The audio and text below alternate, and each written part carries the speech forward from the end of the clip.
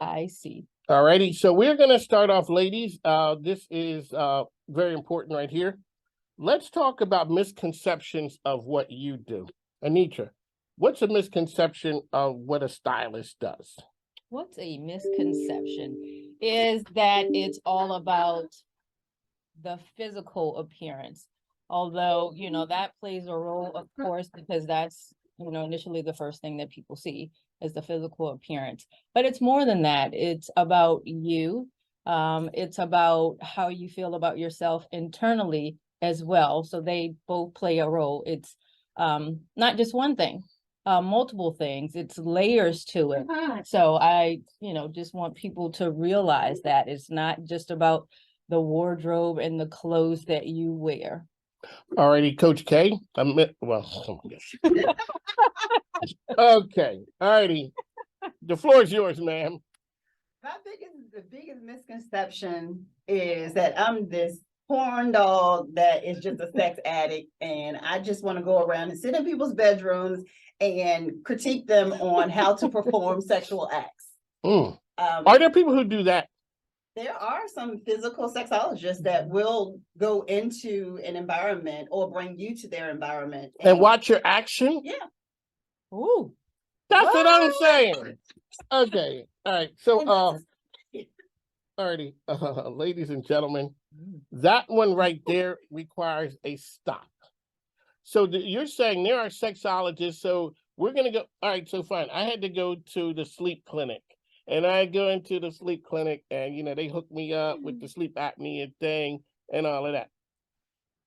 How long do I have to sleep here? Because I ain't really sleeping. I'm sleeping in a hospital with a whole bunch of things on me. So you were saying to me, ma'am, that action is going to happen and there's somebody with a clipboard taking notes. There can be. The beautiful thing about the sexology world is it's the study of sex, human sexuality, and sexual behaviors. And so actions is a part of it. Someone has to do it. Is it being recorded too? That's what I want to know. Or they just sitting there with a pen and a paper. What did that person want to be when they were growing up? They're like, so what would you like to be, Johnny or Jenny? I'd like to be a person who sits there and watches people and takes notes and evaluate them. Because it's a mind intriguing thing. If you're doing it for the right reason. Like I'm someone who would look at a pornography and I'm like, well, why did they do this? And what are they thinking? And what made them choose that? So I'm not looking at it for the pleasure. Right. Now, I've looked at it the same way for certain things. And what I did was wondered, why did that guy have white socks on? That's a thing. I mean, like, come on, dude, you there for to handle the business. You couldn't have took your socks off or either wore something that better didn't. Socks. Yes, better socks. The rippers on the bottom. Wait, like you're at launch. You're running around. Yeah, you're at launch. We're cozy. That's a medical. He has a medical condition. Exactly. Alrighty. So, Coach, you say that you operate from the waist up. Yes. Okay. Let's psychologist. Ask the question. Ask the. What does that mean? Explain that. So I start with the mental piece. I work on, the body language. Okay. That's waist up. I'm not so much worried about the functionality, the physicality of the do versus what does it make you feel like? Why do you not desire X, Y, and Z? Okay. What is that? Where's that place that can be touched that actually makes you want to engage with your partner or yourself? So when you sit in a group and you do a group presentation, is it mostly like women who are there, or do you have like mixed groups? Typically, it's mixed. I would say as far as when I was doing more one-on-one clients, it was always the men who would call to get the appointments. For the wife? Or for both? For both. And it really goes down to when they first call in, hey, I want to get more sex. I want more. I want more. And then we realize that, well, how are you communicating with each other? What are you doing to show that that's what you want versus just the bang, bang? Right. Because the bang, bang is short. Right. The bang, bang is, yeah, it is. No, not all the time. Well, if it's bang bang, it Well, yeah. Yes. So I'm getting off of the bang bang. It's like John Witherspoon. We are not. Okay, so it could be a bang bang, or it could be a bang, in a long, but typically for the masses, For the masses, it's short lived.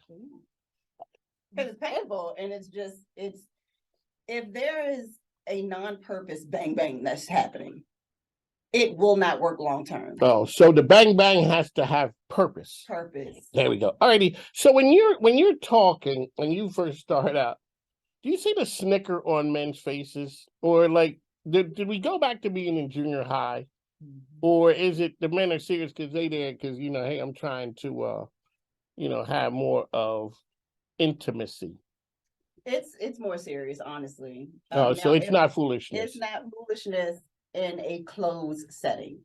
Now, if I was at an open forum where I'm speaking to multiples, there are going to be those looks. Like, oh yeah, we about to talk some stuff, and then they're like, oh no, we ain't talking stuff.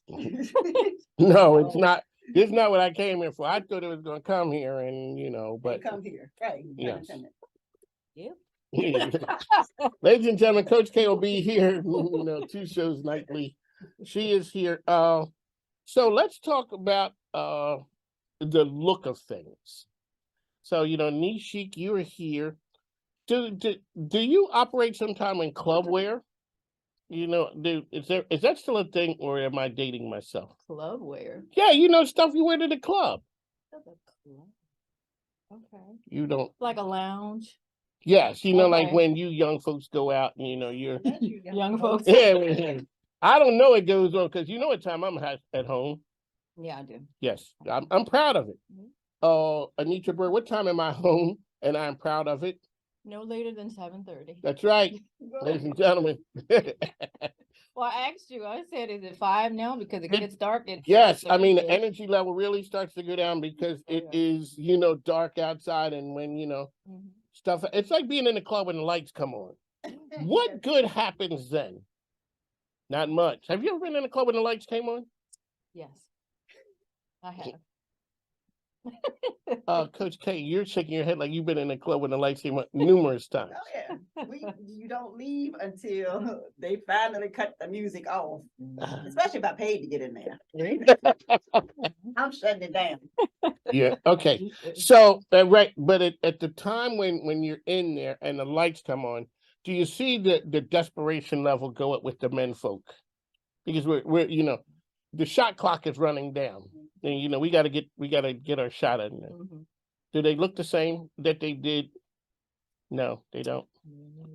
Anetra Byrd, what's the look at that point? The look is sometimes for the men or for the women? For the men. For the men. The women are coming in. See, the women came out to dance and have a good time. That's not what unless you out there trying to be, I don't know, Danny Terry. Oh, you don't know who that is. No, unless you're out there trying to be a dancer, and you came to the club for one thing. I will say that, yeah, part of it is the desperation. It's like, oh yeah, the lights are on. I haven't, connected with somebody that I may want to take home. So that can be the look, and that's not a good look. That's the look of I'm thirsty and there's water. A desperate, thirsty man. And sometimes, if they're of a certain age, say like, 60 plus, that's the worst. Oh, yeah. For one, I'm like, ladies and gentlemen, this is a public service announcement. That is the reason I don't go to clubs. And if I'm there, me and my wife are there together, because you don't want to be the old man in the club. No, because especially at that point, old people are kind of scared to sleep. So you've been up early. Like, and now, like 5 o'clock. yes, I'm up. Yes, o'clock. I'm up early. And now all of a sudden we're in the club and the lights again. Now it's about 1 o'clock in the morning. I've been up a very long time. So, no, we're you're not going to be up at 1 a.m. Well, if I'm up at 1 a.m., I took a nap somewhere along the line. Somewhere along the line. Yes. Right. Yeah, exactly. Because I gotta pace myself with this right there.